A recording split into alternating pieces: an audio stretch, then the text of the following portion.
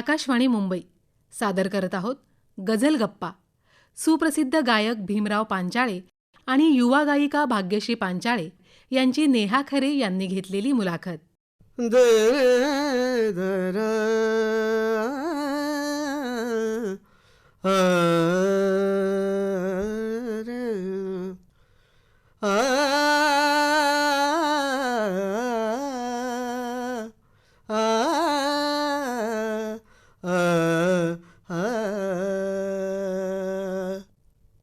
श्वास गझल श्वास गझल निश्वास गझल जगण्याचा जगण्याचा विश्वास गझल जगण्याचा विश्वास गझल द्वेषाची दुनिया बदले द्वेषाची दुनिया बदले बदले द्वेषाची द्वेषाची दुनिया बदले द्वेषाची दुनिया बदले माणुसकीचा माणुसकीचा ध्यास गझल माणुसकीचा ध्यास गझल श्वास गझल निश्वास गझल जगण्याचा विश्वास गझल निश्वास गझल श्वास गझल ध्यास गझल. वा वा वा वा, क्या बात है. फार सुंदर. श्वास गझल निश्वास गझल जगण्याचा विश्वास गझल. हे शब्द अत्यंत तरलतेने आणि भावपूर्णतेने ज्यांच्या गायकीतून गेली 50 वर्ष आपल्यापर्यंत पोहोचत आहेत. 5 दशकांचा प्रवास आहे आणि ज्यांनी वयाची आपल्या 75 पूर्ण केलेली आहे. अमृत महोत्सव ज्यांचा नुकताच साजरा झालेला आहे. असे ज्येष्ठ श्रेष्ठ गायक भीमराव पांचाळे आज आपल्याकडे आलेले आहेत. नमस्कार. नमस्कार. आपल्या गप्पांची फार सुंदर सुरेल आणि हळवार अशी सुरुवात तुम्ही केलेली आहे.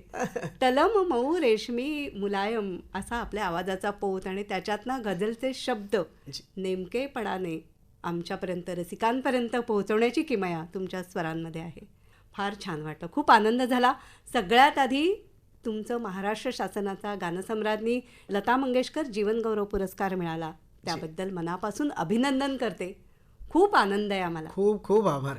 आणि विशेष आभार यासाठी की तुम्ही मला इथे बोलवलं आणि अशी मान्यता आहे माझ्या मनाची की ही माझी मातृसंस्था आहे. 1972 पासून मी आकाशवाणीला गातो आणि ही माझी मातृसंस्था असल्यामुळे मी खूप आनंदित असतो जेव्हा केव्हा आकाशवाणी मला बोलवते. तेव्हा आज विशेष आनंद होत आहे मला. माझ्या या पुरस्काराचा आनंद मी असं समजतो की द्विगुणित झालाय. वा वा वा. आकाशवाणी या माध्यमामध्ये तुम्हाला यावंसं वाटतं, पुन्हा पुन्हा भेटावंसं वाटतं आम्हाला सगळ्यांना. या वास्तूशी एक मला वाटतं तुमचं सुद्धा खूप छान जवळचं असं नातं आहे. ऋणानुबंध आहेत. ऋणानुबंध आहे. आणि त्याच मायेने त्याच प्रेमाने तुम्ही प्रत्येक वेळेला येता. खरं तर माझा तो चाचपडण्याचा काळ असं धरूया ना आपण तर आकाशवाणीने आपल्या आकाशवाणी सभागारामध्ये एक स्पेशल कॉन्सर्ट केली होती मराठी गझलची. अरे वा. बर. आणि माझी अशी श्रद्धा आहे की तो माझ्या गझल गायन वाटचालीचा टर्निंग पॉईंट होता. वा. म्हणजे तिथून एक लोकमान्यता, एका माध्यमाची मान्यताही मिळाली याचा आनंद आणि तिथून एक तो तुमच्या आयुष्यातला वळणबिंदू ठरला. आणि गझलचा हा जो वारसा तुम्ही स्वतः तयार केलेला आहे आपल्या गायकीतून तोच वारसा समर्थपणे तुमच्या लेखीकडे तुम्ही सोपवताय. तर आज मला रसिक श्रोत्यांना सांगायला आवडेल आज भीमराव दादा तर आपल्याकडे आलेलेच आहेत. त्यांच्यासोबतच त्यांची कन्या ही सुद्धा आपली आकाशवाणीची बी हाय श्रेणीची गायिका आहे भाग्यश्री पांचाळे. ती सुद्धा आलेली आहे. भाग्यश्री तुझंही मनापासून स्वागत. नमस्कार. मी खूप खूप आभारी आहे आकाशवाणीची की त्यांनी आज मला या मुलाखतीत बाबांसोबत आमंत्रित केलं. खूप छान वाटतंय. आणि अलीकडेच म्हणजे 23 जुलै 2025 वर्धापन दिन. आकाशवाणीचा वर्धापन दिन. तर त्या दिवशी आकाशवाणीच्या सभागृहामध्ये एक छान शानदार अशी मैफल रंगली होती. मी ऐकली होती. हा, आणि त्याच्यामध्ये भाग्यश्रीचं गाणं झालं होतं. आज हा चांगला योग आहे की आज मायलेकांच्या जशा गप्पा असतात तसं बाप लेकीच्या गप्पा आणि मी असंही सांगेन की तुम्ही वारसा म्हणालात ना, हा, तर असा वारसा वगैरे मला थोडासा मान्य नाही. जो करेल त्याचं असतं संगीत किंवा कुठलीही कला. आणि भाग्यश्रीच्या बाबतीत मी असं म्हणेल की लहानपणापासून तिच्या कानावर ते पडतंच हा. आहे, सातत्याने पडत आहे. सगळ्यांच्या भेटीगाठी होत आहेत, सुरेश भट साहेबांपासून तर सगळ्यांच्या अगदी जवळून सगळ्यांना ते आजोबा काका मामा असं सगळं ते असा गोतावळा तो गझल गणगोत मी म्हणतो त्याला. तर ते गझल गणगोत तिचंही आहे ते जितकं माझं आहे. आणि त्याच्यामुळं ती करते, समजून करते, म्हणून तिने करावं. आणि परंपरागत वारसा वगैरे असं काही नाही, पण ती समजून करते. इतकंच की गझल गायकी आणि गझल गायकीच्या ज्या शैली आहेत, नॉट ओन्ली इन मराठी, भारतातसुद्धा ज्या शैली निर्माण झाल्या, ट्रेंड सेटर आहेत, त्या शैलींवर तिने PhD केली आहे. हो, वा. आणि खूप चांगली PhD केली आहे. म्हणजे वडिलांचा ऊर सुद्धा आज अभिमानाने भरून आलाय आपल्या लेकीबद्दल सांगताना. भीमराव दादा, मला तुम्हाला असं विचारायचं आहे की ज्या वेळेला हा पुरस्कार तुम्हाला महाराष्ट्र शासनाचा देण्यात आला, आयुष्यातला एक कृतार्थतेचा क्षण पण. अक्षरशः तर म्हणजे अंग शहारून गेलं होतं. आणि आम्ही घरी होतो, हिची आई घरी होती. मला तिला सांगताना सुद्धा असं म्हणजे आवंडा येत होता की ज्यांच्या गाण्यावर आपल्या जगण्याचं भरण पोषण झालंय, ते सूर आपल्या अवतीभोवती रुंजी घालत सतत असतात. आणि ते भरण पोषण करणारे सूर, त्यांच्या नावाचा पुरस्कार तो मराठी गझलला. जी मराठी गझल सुरेश भटांनी शिखरावर पोहोचवली, माधव जुलेनांनी तिचा पाया घातला आणि सुरेश भटांनी कळस चढवला. हा सन्मान खरं तर मला भटांची आठवण आली की असे सन्मान जे आम्हाला मिळतात त्यांच्यामुळं ते त्यांना मिळायला हवे होते. आज या टप्प्यावरती आल्यानंतर मागे वळून पाहताना तुमच्या मनामध्ये काय विचार आहेत नेमके? असं म्हणजे कसं सांगू मी तुम्हाला की ज्या काळी मला मी शास्त्रीय गाणं 9 वर्ष शिकलो, नंतर गायनातले सगळे प्रकार मला आपलेसे वाटायचे, मी गायचो, आवडीने गायचो. आणि ते खरं तर कमर्शियली परिचित आणि कार्यक्रम देणारे चलनी होते सगळं. आणि क्लासिकल पण गायचो, ख्याल पण गायचो. अशा वेळेस मला गझलचा नाद लागणं आणि मी गझलकडे वळणं आणि त्याच्यामुळं क्लासिकल थोडं मागे पडणं, ते हे मला गुरुजींना पण 2 गुरूंना पण आवडलं नव्हतं म्हणजे सुरुवातीला. आणि मग मित्रांनाही आवडलं नाही. न मळलेली वाट चोखाळायची तुझी परिस्थिती नाही आहे, तू हे काय करतोय. म्हणजे माझ्याच प्रेमापोटी असेल ते असंही म्हणायचे, काय करतोय हा, याला भिकेचे डोहाळे लागले, हे शब्द आहेत बरं का. पण म्हटलं आता लागले तर लागले तर मग ते स्वीकारतो ना मी आनंदाने. आणि मला जे आवडतं, आत्यंतिक आवडीचा जो आहे माझ्या, ते करू की नको, मी तेच करणार ना. मी बरोबर जे माझ्या अंतर्मनातून ज्याच्याबद्दलचा हुंकार येतो तेच करणार मी. आणि मग मी ते स्वीकारलं. तर तुम्ही आता माझ्या प्रेमापोटी म्हणा, ते कबूल आहे, पण मी हेच करणार. त्यांना कदाचित त्यावेळेला त्या वाटेतले काटे दिसले असतील आणि म्हणून त्यांनी तुम्हाला जाणीव करून दिली असेल. पण संघर्षाशिवाय यश नाही का? संघर्षाशिवाय यश असू पण नाही.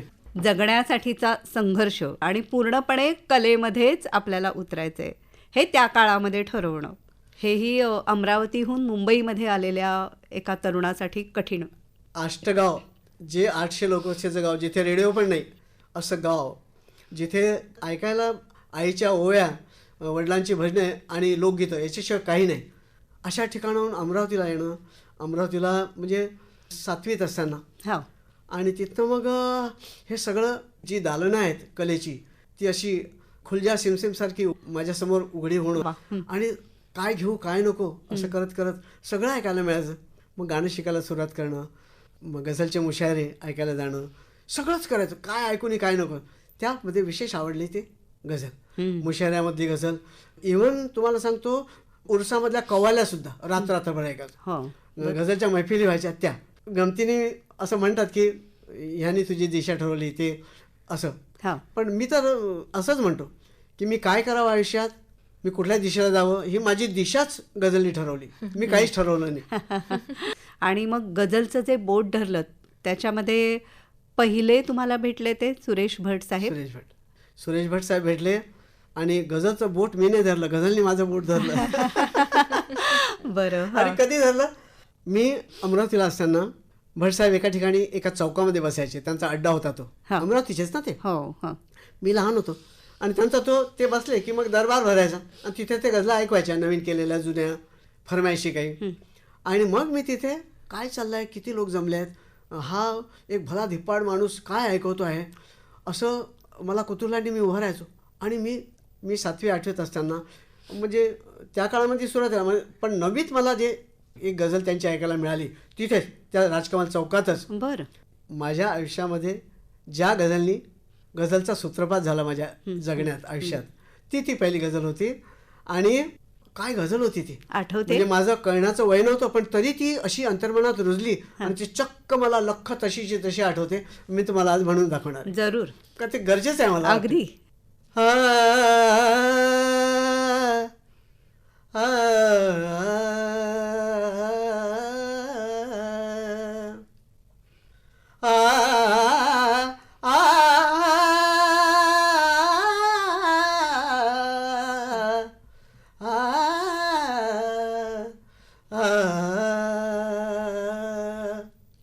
गझल अशी आहे, काय शब्द आहेत पहा. जगत मी आलो असा की, जगत मी आलो असा की, मी जसा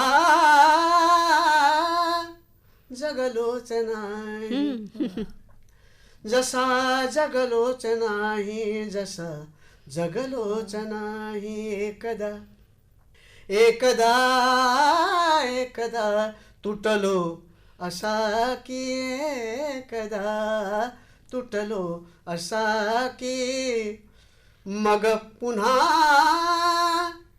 जुळलोच नाही.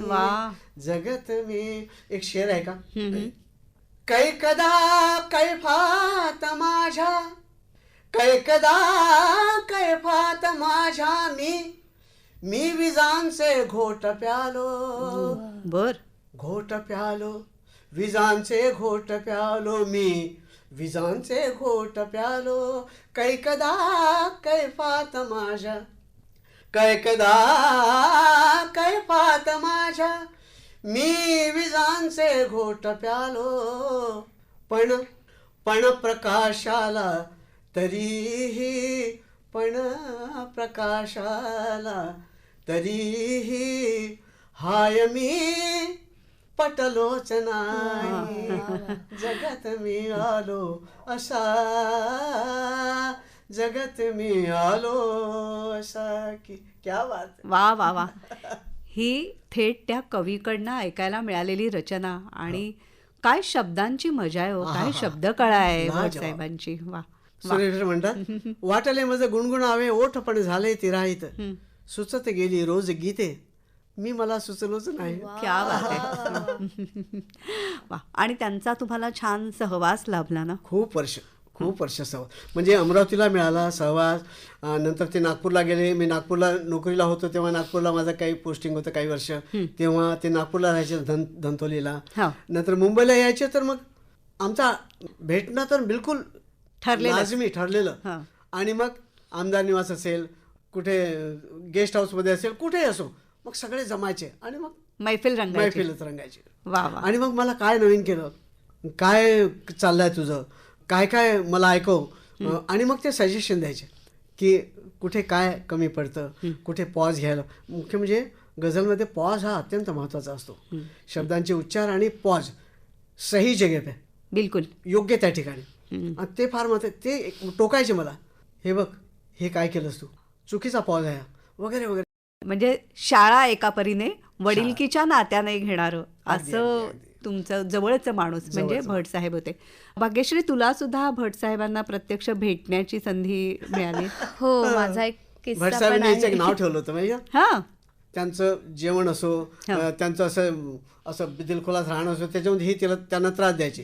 तर मग हिला घेऊन जा बरं इथून, अच्छा, डोंबळीला घेऊन जायतून, हिने माझ्या समोर नको, छान चिडवायचे तिला. अच्छा. आणि म्हणजे भरण पोषणच वा. त्या सहवासात झालं. मला आता ते आठवत नाहीये, हां. पण बाबा आणि आई मला सांगतात की तू इतका त्रास द्यायची की आम्हाला सांगावं लागायचं की हिला आता बाहेर घेऊन जा. म्हणजे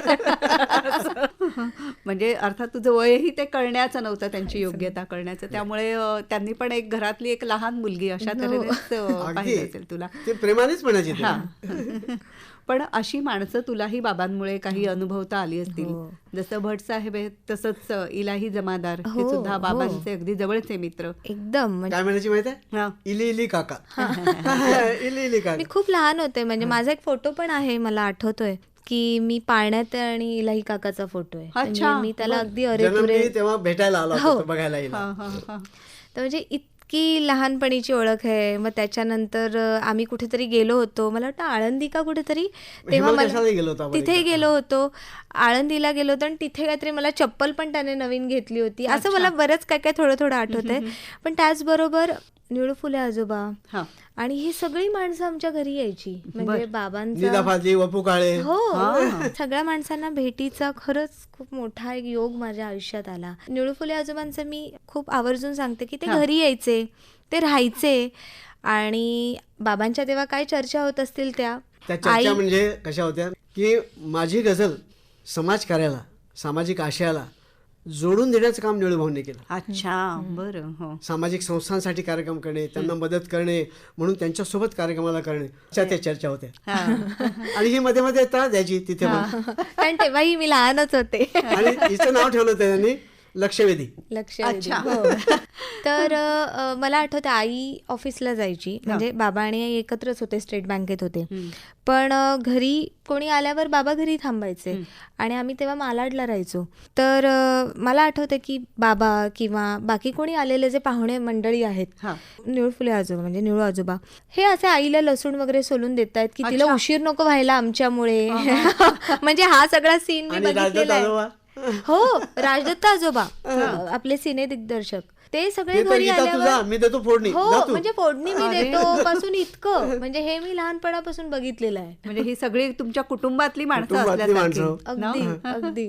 आणि ही सगळी माणसं ही जी आहेत ही या गझलच्या प्रेमापोटी जोडली गेली होती. गझलमुळे. तर गझल हा काव्य प्रकार जरा आम्हाला सांगाल का? कारण गझल म्हटल्यानंतर एक सर्वसामान्यांचा समज असतो की एकतर इश्क, मोहब्बत, नाहीतर मग विरह, साकी, शराब. साकी, शराब. हो, बरोबर. हो. पण गझल म्हणजे नेमकं काय काय, तुम्हाला काय काय गवसलं? गझलची परिभाषा फारसी भाषेत छोटीशी केलेली आहे. सुखन अज माशुक गुप्तन, अशी छोटीशी, म्हणजे आपल्या प्रिय व्यक्तीशी किंवा प्रिय व्यक्तीबद्दल केलेला संवाद, संभाषण, हितगुज, एवढीच व्याख्या आहे. तो काळ होता एक 12व्या शतकाचा असेल, इराणमध्ये जेव्हा गझल उगम झाला तिचा. 2 भाषांच्या, भिन्न भाषांच्या संस्कृतीमधून ती आली. एक तर अरबी संस्कृती आणि इराणी संस्कृती, 2 भाषांच्या संयोगाने गझल आली. म्हणजे इराणमधलं एक गाणं फारसी भाषेतलं आणि अरबस्थानीय लोकांचं एक गाणं खमरियात नावाचं, हे कशिदा, 2 भाषेतील काव्याचा मिलाप म्हणजे गझल, असं ते झालंय. आणि तिथून ती परिभाषा झाली. पण उर्दूत यायला अजून 400-500 खूप अवकाश होता यायला उर्दूत यायला. पण तेव्हा रुदकी नावाचा जो पहिला शायर होता गझलचा, तो इराणचाच, त्यांनी ती आणली. त्याच्यानंतर अनेक वर्षांनी इथे आक्रमणं झाली, त्यांच्याबरोबर ती संस्कृती आली आणि गझल आली. उर्दूचा अजून पत्ता नाही. त्याच्यानंतर ज्या लष्कराच्या छावण्या पडायच्या, त्या लष्कराच्या छावणीमध्ये उर्दू भाषेचा जन्म झाला भारतामध्ये. म्हणून मी आग्रहाने सांगत असतो सगळ्यांना की उर्दू ही परकीय भाषा नाही आहे, ती भारतात जन्मलेली भारताची भाषा आहे. जुबाने लष्कर. उर्दू हा तुर्की शब्द आहे, त्या शब्दाचा अर्थसुद्धा लष्कर असाच आहे. त्या शब्दाचा शब्दशः अर्थ म्हणजे काय की लष्कराच्या छावणीमध्ये वेगवेगळ्या भाषा बोलणारे सैनिक आणि त्यांचा पाला पडायचा एका दुकानदाराशी, तो हिंदी बोलणारा, त्याच्या आदानप्रदानाच्या शब्दाच्या ओळखीचे व्हायचे. अनेक वर्षाचा काळ गेला आणि त्या आदानप्रदानातून एक खिचडी भाषा निर्माण झाली, जिला रेखता म्हणायचे. रेखता किंवा रेखती, त्याचा अर्थ म्हणजे रेखता हा काही चांगला शब्द नाही, विखुरलेली, इतस्ततः विखुरलेली वगैरे, असा ते एक प्रकारचं नाव ठेवणंच आहे. पण नंतर तिचं नाव उर्दू केलं गेलं, पण तिला जुबाने लष्कर असं म्हटलं गेलं. ती भारतात जन्मलेली भाषा आहे. पण तोपर्यंत ही गझल ही फारसी भाषेतच लिहिली जायची. बरं. पण मग उर्दूमध्ये कधी लिहिल्या गेली? उर्दूमध्ये गझल लिहिल्या गेली आपल्या महाराष्ट्रात. अच्छा. पहिली गझल उर्दूमध्ये लिहिल्या गेली आणि तिचा शायर होता वली दखनी, अहमदनगरचा. निजामशहाच्या दरबारी तो राजकवी होता. त्यांनी पहिली उर्दू गझल लिहिली. तोपर्यंत गालिब, मीर्स हे सगळे जे दिग्गज शायर होते ते म्हणायचे की कुछ और चाहिए उसत मेरे बया के लिए. अरे ही उर्दू जी भाषा तुम्ही काहीतरी आणली आहे आमच्यासमोर, हां. ही आमच्या अभिव्यक्तीसाठी तोकडी आहे, बर. ही नाही, आम्हाला फारशी भाषेतच लिहायचं आहे. पण जेव्हा वली दखनीनी उर्दूमध्ये लिहायला सुरुवात केली आणि तो बाळ घेऊन तो दिल्लीला गेला आणि ह्या बाकीच्या मोठ्या दिग्गज शायरांनी ती शायरी ऐकली की ही आम लोकांना समजेल अशी शायरी आणि इतका सुंदर अभिव्यक्तीचा प्रकार, मग ते लोक उर्दूमध्ये लिहायला लागले. आणि त्या वली दखनीचा एक शेर, दखनीच होता ना तो, दखनी उर्दू म्हणजे हैदराबाद स्कूल, दक्षिण बाजूची. दक्षिण बाजूची, आपण दक्षिणेकडेचे आहोत ना. मग उर्दूचे 3 school, Hyderabad school, Lucknow school आणि दिल्ली स्कूल, दखनी स्कूल हैदराबादी. तर तो हैदराबादी लहजा कसा होता त्या काळच्या शेरामधून असं तुम्हाला सांगतो की हमन को तुमन को काय को किधर को, हे जे हैदराबादी भाषेचा लहजा आहे ना, काय वापर केलाय बघा. न जाने किस शहर अंदर हमन को लाके डाला है, न जाने किस शहर अंदर हमन को लाके डाला है, न साकी है, न दिलबर है, न शीशा है, न प्याला है, असा तो लहजा होता. अच्छा. आणि तेव्हापासून उर्दू, म्हणून मी मोठ्या आनंदाने सांगतो की अरे अभिमानाची गोष्ट आहे की उर्दू गझल जी जगात प्रसिद्ध आहे ती पहिल्यांदा महाराष्ट्रात लिहिली गेली. वा. ती माझ्या देशातली, माझ्या राज्यातली आहे. माझ्या राज्यातली, माझ्या शेजारच्या अहमदनगरची. हो. आणि मग ती मराठीत कशी आली? मराठीमध्ये आली माधव जुलेनांमुळे. माधव जुलेनान हे फारसी भाषेचे पंडित होते. हो, बरोबर. आणि ते फारसी भाषा शिकवायचे पण. आणि त्यांनी हा प्रकार आधी जाणला आणि मग त्यांना वाटलं की हे जे छंद आहेत फारशीतले, छंद सगळे तिकडचेच आहेत, ते मराठीत आले पाहिजेत. त्यांना तसं वाटल्यानंतर मग त्यांनी प्रयत्न केला आणि मग त्यांनी छंदोरचना नावाचा एक ग्रंथ लिहिला माधव जुलेनांनी. त्याच्यामध्ये 500 छंदांचा परिचय आहे. इतकं वरदान आहे ते मराठी भाषेला. खरं तर मी असंच म्हणतो की मराठी भाषेचं, मराठी साहित्याचं दालन ह्या काव्यप्रकाराने समृद्ध केलं आहे. इतकी समृद्ध काव्यविधा आपल्या मराठीत आली आणि त्याची जमीन माधव जुलेनांनी तयार केली. हां, हे कबूल आहे की त्या काळामध्ये ती प्रारंभिक तो काळ होता, त्याच्यामुळे ती प्राथमिक अवस्थेत होती. माधव जुलेनांची गझल ती कवितेला जवळ जाणारी होती, तर आशयानी आणि पण आकृतीमध्ये मात्र प्युअर गझल, विशुद्धपणे गझलचा होता. आणि त्यांनी ते छंद परिचित करून दिले. आणि मग बराच काळ गेला. नंतर 60-70 काळामध्ये सुरेश भट, ते उर्दूचे जाणकार होते. त्यांची मित्रमंडळी अमरावतीच्या काळामध्ये उर्दू बोलणारी, लिहिणारी शायर होते. आणि त्यांच्यामुळं त्यांनी जी गझल दिली, म्हणजे अगदी रंग माझा वेगळापासून सुरुवात झाली तर एल्गार, झंझावात, प्रतिम, आशय संपन्न आणि तंत्रशुद्ध अशी गझल त्यांनी मराठीला दिली. खरे. आणि त्याच्यानंतर मग पहिला संग्रह जेव्हा भटांनी काढला, काफला, की एक प्रातिनिधिक संग्रह काढूया, किती लोक मराठीत गझल लिहित आहेत, तेव्हा 60 ते 62 लोक फक्त मोजून भटांनी निवडून काढून त्यांचा संग्रह काढला होता. आज तुम्हाला सांगतो 800 ते 900 गझलकार मराठीत गझल लिहित आहेत. आणि ही संख्या मी तुम्हाला गुणात्मक संख्या आहे, नुसती संख्या नाही आहे. इतकी सुंदर गझल लिहितात नवीन पोरं सुद्धा.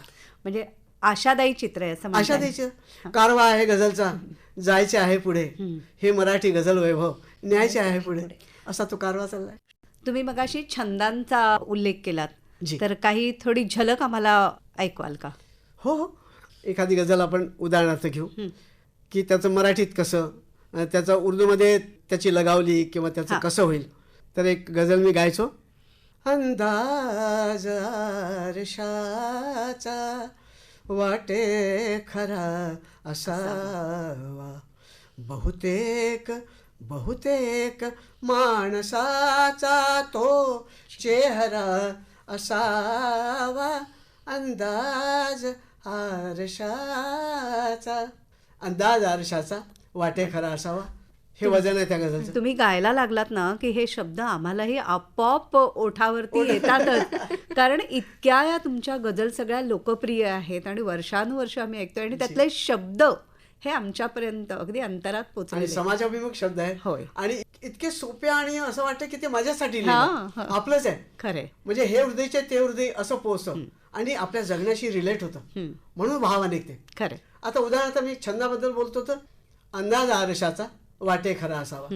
जसं आम्ही त्याला लगावली म्हणतो, गा आणि ल.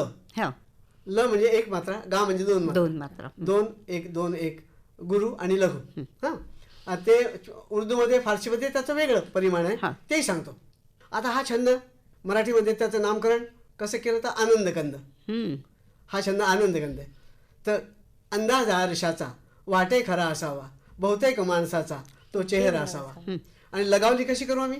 गा गा लगा लगा गा, गा गा गुरु गुरु लघु, गा गा ल गा ल गुरु गुरु लघु गुरु लघु, गा गा ल गा ल गा गा, गा गा ल गा. आणि अक्षर गणवृत्तामध्ये काय आहे, गुरुच्या खाली गुरुच आला पाहिजे, लघुच्या खाली लघुच आला पाहिजे. म्हणजे फ्रॅक्शन ऑफ मात्रा सुद्धा इकडे तिकडे काही चालत नाही. इतकं काटेकोर हे छंद आहे, अत्यंत तंत्रशुद्ध, अत्यंत तंत्रशुद्ध. म्हणजे गागा लगा लगा गा, गागा लगा लगा गा. आणि उर्दूमध्ये याला कसं म्हणू, फायलून मफाईलातून, फायलून मफाईलातून. हे त्याचे परिमाणामुळे, जसे की आम्ही लगावली म्हणतो, गाल गागा म्हणतो, तसं ते फायलून, फाईलातून, फाईलून वगैरे. म्हणजे हे सगळं छंद तिथलं आहे, बसरा शहरात निर्माण झालेलं, इराणमध्ये. आणि तेच आपण मराठीमध्ये ॲडॉप्ट केलं असं इथे. तर त्याचा आणि उदाहरणार्थ अजून आता मी म्हणेल किंवा समजा एखादी रचना अशी असेल की जी ह्याच्या अर्ध्याच अंतरात आहे, अंदाज आरशाचा वाटे खरा असावा. जसं एखादं अंतर असं आहे की अंदाज आरशाचा एवढाच छंद आहे. जसं उदाहरणार्थ आयुष्य तेच आहे, एवढंच आहे. मग हा कुठला छंद होईल? तर तो होईल आनंद. फक्त आनंद होईल. आणि पूर्ण म्हटलं तर आनंद कंद होईल. अशी ते गंमत जंमत आहे. आता मी का माहीत करून घेतलं की मला सुरेश भटांच्या पावलावर पाऊल टाकून हे सगळं प्रचार प्रसारात सहभागी व्हायचं होतं. त्यासाठी मी पण माहीत करून घेतलं. आणि मला म्हणजे मी गझल लिहित नाही, लिहिणारही नाही, पण मला हे का माहीत करून घ्यावं असं वाटलं की माझ्याकडे आलेली रचना, तुम्ही शायर आहात, तुम्ही माझ्याकडे हे माझी गझल छान केली लिहिली आहे, मी कंपोज करा बरं जरा.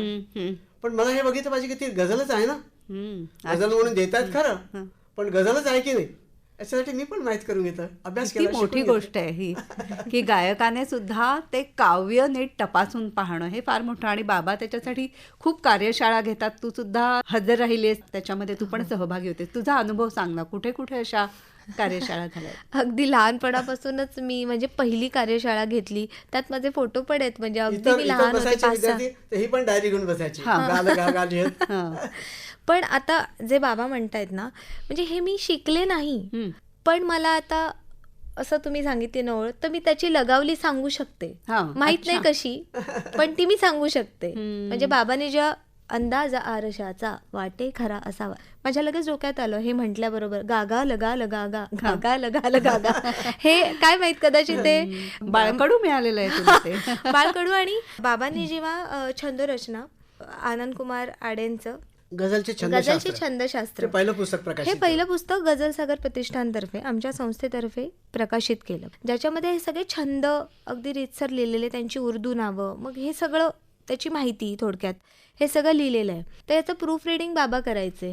आणि मी तेव्हा काहीतरी पहिली दुसरीत असेल, तर ते मला तेव्हा बाबा आईला आणि मला वाचून दाखवायचे ना की हे बरोबर आहे का नाही, कारण प्रूफ रिडिंग तर करायचंय, पण प्रूफ रिडिंग करणारं दुसरं कोणीच नाहीये. आपण जर पुस्तक काढतो आपल्यालाच करायचं आणि ते अगदी चोख गेलं पाहिजे. पण कसा असतो बाबांचा वर्ग? बाबा शाळा कशी घेतात ते आम्हाला सांग ना. एक तर बाबा बाय प्रोफेशन पण आधी टीचर, ते एक उत्तम शिक्षक आहेत. म्हणजे ते कधी असं कोणावर असं लादत नाहीत. इवन शिकवताना पण की मी सांगतोय तेच गा नाही, तुला जे वाटतं ते गा. म्हणजे मी तुला ही मुभा दिली, मी तुला एक जागा सांगितली, आता त्या एका जागेचे तुला 4 भाग कसे करायचे किंवा 4 जागा त्याच्या कशा तयार करायच्या ह्या तू कर. मी तुला फक्त एक काय आउटलाईन दिली आहे. माझा विश्वास असा आहे की मी समजा कोणी गायक माझी रचना गाणार असेल, तो त्याला अधिक सजवेलच ना, खराब तर करणार नाही. मग त्याच्यावर विश्वास टाकला तर माझ्या मनात डोक्यात नसलेली जागा सुद्धा तो अधिक चांगली काढेल आणि माझंच गाणं सुंदर होईल ना. हा ओपननेस पाहिजे ना विचारांचा. म्हणून मी तिला तसं सांगायचं की मोकळीक फार महत्वाची आहे. म्हणजे मलाच नाही तर बाबा म्हणाल तसे इतर कोणी जे येतात गायडन्स घ्यायला, त्यांना ते असंच सांगतात की मी तुला काय शिकवू, उलट तूच मला शिकवशील. म्हणजे तू गा, मी तुला सांगतो काय करायचं, किंवा ही एक रचना अशी गा, किंवा आशयाला अधिक महत्त्व दे, किंवा जसं म्हटले की पॉज आणि त्याचं उच्चारण हे खूप महत्त्वाचं आहे, पण त्याच्याही बरोबर त्याचा आशय, कारण ही एक आशयप्रधान गायकी आहे, त्यामुळे बिटवीन द लाईन्स जो अर्थ आहे तो समजून घेऊन तू कसं गाशील. तर हे काय बाबांनी मला असं बसून सांगितलं नाही की हे तू असं कर, पण एवढंच ते प्रत्येकालाच सांगतात. आणि प्रत्येक इंटरव्ह्यूमध्ये पण त्यांनी सांगितलेलं आहे की जेव्हा त्यांच्याकडे रचना येते किंवा कुठल्याही गझल गायकाकडे रचना येते, इवन मलाही जेव्हा एखादं कॉम्पोजिशन करायचं असेल तेव्हा ते नेहमी सांगतात की ही रचना तू जितक्या वेळा वाचू शकशील तितकी वाच, कारण त्यात तुला अर्थाचे कंगोरे सापडतील वेगवेगळे, त्यामुळे तू वेगवेगळ्या अँगलने विचार करू शकशील आणि ती सजवू शकशील आणि फुलवू शकशील. त्यानुसारच म्हणजे मी एक काय म्हणतात अभ्यास आणि तशीच माझा एक रियाज तसा सुरू झाला. पण त्याच्यातला तो जो आशय प्रधानता आहे त्या गझलेतला, जो की खूप महत्वपूर्ण आहे, तो जपला की मग गझल सुंदर होते आणि गझल आली. आणि काही विशेष आकाशातून पडलेली गायकी नाहीये. जसं मी असं नेहमी सांगतो की अभंग तुम्ही लावणीसारखा गाता का? नाही. लावणी भावगीतासारखी गाता का? नाही. याचा अर्थ की प्रत्येक गायकीचा आपला एक स्वभाव आहे, एक स्वभाव धर्म, त्या शब्दांनी, त्याच्या कंपोजिशननी, त्याच्या आकृतीबंधाने तो त्याच्या अवतीभोवती कोशच असा तो आहे. तर त्याला पोषक तुम्ही गायलात तर सजेल, तो अधिक लोकांच्या काळजापर्यंत पोहोचेल. आणि आशयप्रधान गायकी मी गझलला याच्यासाठी म्हणतो की तुम्ही भलेही 9 वर्ष 10 वर्ष शास्त्रीय गाणं शिकला, कबूल आहे, पण याचा अर्थ तुम्ही गझल गातात ही वेगळी विधा आहे. आता तुम्ही वेगळ्या भागात आलात, शास्त्रीय गाणे नाही गाता तुम्ही, बरोबर. मग इथे शब्द महत्वाचे आहेत ना, आशय महत्वाचा आहे ना. तुम्हाला गाणं येते म्हणून तुमच्या गाण्याचा भार इथे होऊ देऊ नका. या आशयावर, आशयाला प्रधान माना, तुमच्या गाण्याला दुय्यम. आणि ते जर करता आलं तर कोणीही गझल चांगलीच गाऊ शकेल. ते तेवढं करता आलं पाहिजे. उदाहरणार्थ एक मी सांगेन, मला आठवलं म्हणून सांगतो. जरूर. भट्ट साहेबांची गझल आहे. नुकतीच ते आले आणि मी त्यांना उदाहरणार्थ ऐकवलं होतं की असं असं मी केलेलं आहे. आणि तुम्हाला खोटं वाटेल, मी तेव्हा भाईंदरला राहतो. भाईंदर ते चर्चगेट ह्या उभं राहिलेल्या प्रवासात ती चाल सुचली. पहिला मिसरा आहे, पण मी अर्ध्यातूनच सुरुवात करतो. त्या आशय प्रधानतेला बरकरार ठेवण्यासाठी किंवा उत्सुकता निर्माण करण्यासाठी, किंवा मला असं वाटलं की नाही इथून सुरुवात केली की ताणलं जाईल उत्सुकता की काय म्हणायचं. आता असे करूया, असे करूया, असे करूया, असे करूया. आता पहिल्या ह्याच्यात कसे असा प्रश्न नाही म्हणावयाला, आता असे करूया, असे करूया, आता असे करूया. पुन्हा तुम्ही एनगळ झालात आणि पुढे काय सांग, लवकर पुढे काय सांग. हीच गझल गायकी. असे करूया, नाही म्हणावयाला, आता असे करूया. आता मला सांगायचंच आहे. प्राणात चंद्र ठेवू, प्राणात चंद्र ठेवू, प्राणात चंद्र ठेवू, हाती उन्हे धरूया, आता असे कर. क्या बात. वा वा वा. बहुत खूप. हीच ती आशय प्रधानता. आशयाला त्यालाच महत्व द्या आणि मग तुमची गायकी त्या अनुषंगाने बेता. ह्या गझल गायकीचं तुमच्या आधीच्या पिढीतलं असं उदाहरण म्हणजे शोभाताई गुरटू त्यांची गझल, की आणखी कोण कोण गायक तुमच्यासाठी आदर्श? शोभाताई गुरटू म्हणा किंवा त्या काळच्या मला वाटतं निर्मला देवीने सुद्धा मराठी गझल गायली, तर ती कशी ठुमरी प्रधान होती. मला असं वाटतं की गझल ही ठुमरीतूनच जन्माला आली आहे. म्हणजे गझलची आईच आहे ठुमरी.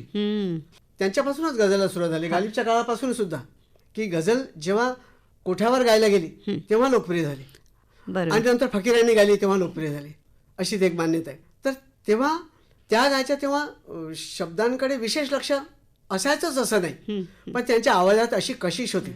इकडे बेगम अख्तर साहेबा घ्या किंवा शोभाताई घ्या, यांच्या गाण्यामध्ये, यांच्या आवाजामध्ये, यांच्या प्रस्तुतीकरणामध्ये एवढी कशिश अशी होती ना की ते तुम्हाला अट्रॅक्टच करायचं, तुम्हाला थांबवूनच ठेवायचं. आपण त्या वकुबाचे आपण नाही आहोत, पण आपण काही वेगळं केलं पाहिजे की जेणेकरून आपले रसिक त्या आशयाशी थांबतील. म्हणजे गझल गायकी काय आहे तर रसिकाला, तुमच्या ऐकणाऱ्याला आशयाच्या अवतीभोवती रेंगाळत ठेवणे. वा. म्हणजे आता कोणी कुठल्याही उद्देशाने मैफिलीला आला असेल पण तुमची गझल ऐकायला बसला आणि पहिला मिसरा ऐकला की तो बाकी कामं विसरला पाहिजे. आता पुढे काय ते सांग, ह्याच विवंचनेत बसला ती गझल काय. पण तुम्ही ह्या आधीच्या गायकांच्या सुद्धा अनेक गझल ऐकल्या असतील ना, म्हणजे ही श्रवणभक्ती सुद्धा महत्वाची ठरते ना. खूप खूप खूप श्रवणभक्ती केली मी. म्हणजे मी काय ऐकलं नाही, सगळंच ऐकलं. म्हणजे मी सगळ्यात जास्त गाण्यापेक्षा ऐकण्याचंच काम जास्त केलं असं मी म्हणेन. आणि त्याचा फायदा खूप झाला की इतकं सगळं गाणं मनात आहे आणि आपण गाताना कुठे ना कुठे त्याचं कलम होतं आपल्याही गाण्यावर आणि एक नवीन जागा सापडून जाते. स्वतःची एक शैली त्यातून निर्माण होते आणि ते त्याला पोषक असतं आणि ते त्याला मदतच करतं जे काही ऐकलेलं असेल आपण. आता उदाहरणार्थ उशिरा रात्री रेडिओ ट्यून केला की गझल लागायच्या. त्यात मेहदी हसन साहेबांची गझल ऐकली होती. देखतो दिल के जहां से उठता है, देखतो दिल के जहां से उठता है, मीर तकी मीर साहेबांची गझल. आणि मग त्यांनी दुसरी ओळ टाकली.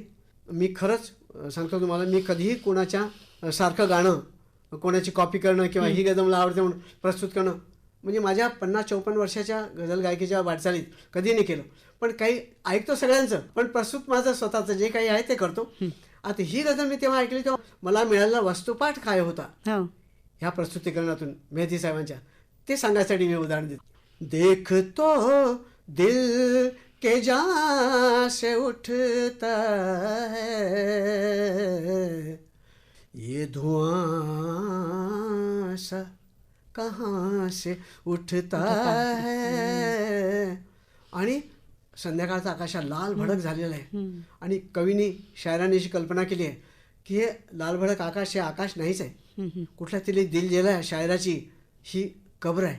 त्यातून ह्या ज्वाळा उठत आहेत आणि त्या आगीच्या लपटा मला दिसत आहेत. आणि बघ तरी कुठला जीव तिच्या कुडीला सोडून चालला, जरा बघ तरी जाऊन, अरे काय आहे असं. तो आता सांगताना सुद्धा माझ्या अंगावर असे शहार आहेत.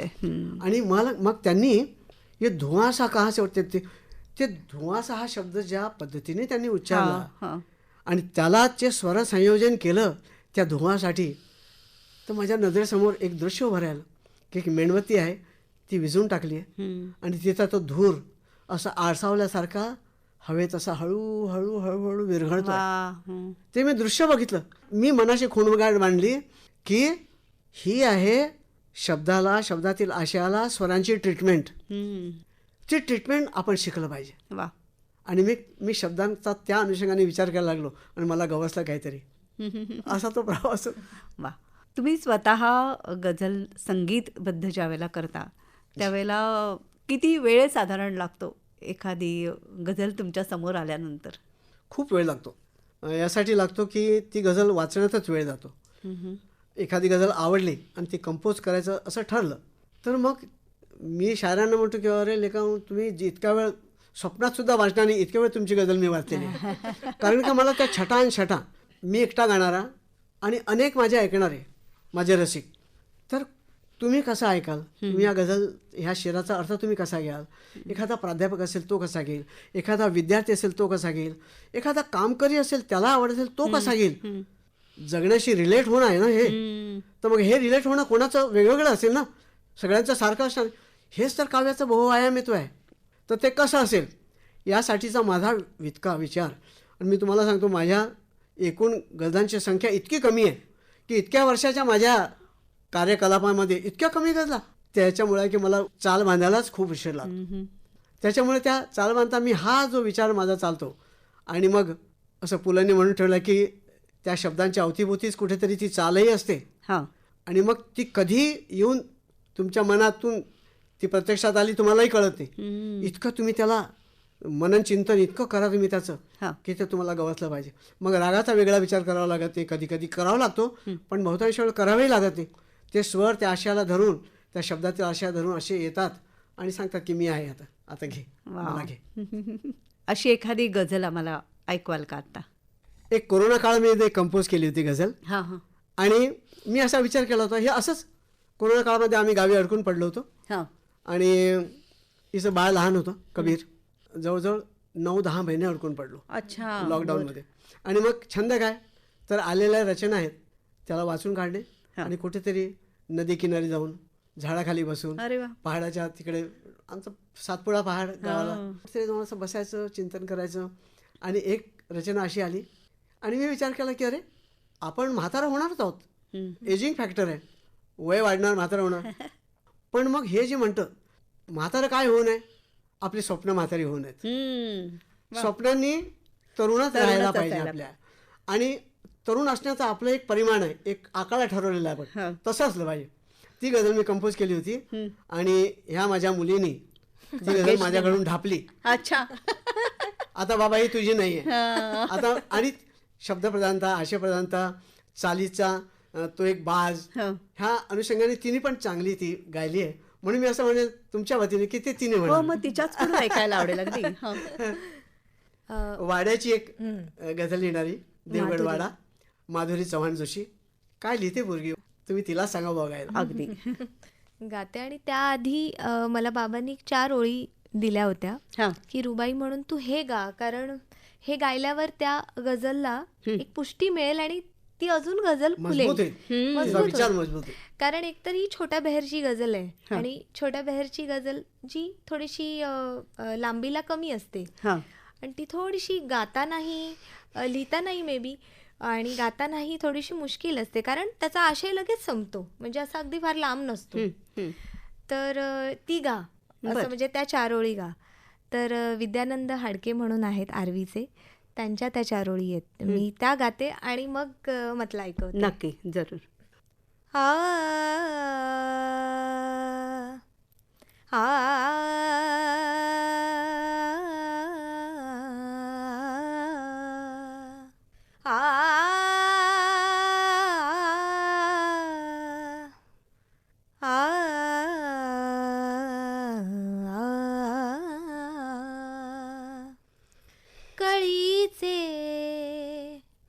कळीचे फूल झाले मी, वा.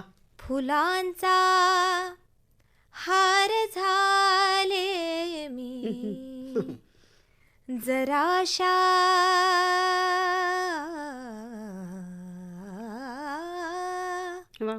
अत्तरासाठी, जराशा अत्तरासाठी कितीदा कितीदा ठार झाले मी, करते थोडी स्वप्ने गोळा. आता जे बाबांनी सांगितले की तुमचं शास्त्रीय जे तुम्ही शिकताय, जे मी शिकते, त्याचा उपयोग कसा करायचा, मग मी एक शब्द असा घेतला गोळा आणि त्याला थोडंसं करण्याचा प्रयत्न केला. माझ्या गुरु अर्चनाताई कान्हेरे, त्यांच्याकडून मी श्यामकल्याणची तालीम घेतलेली आणि तर मला तिथे थोडासा श्यामकल्याण किंवा त्याचा उपयोग करता आला.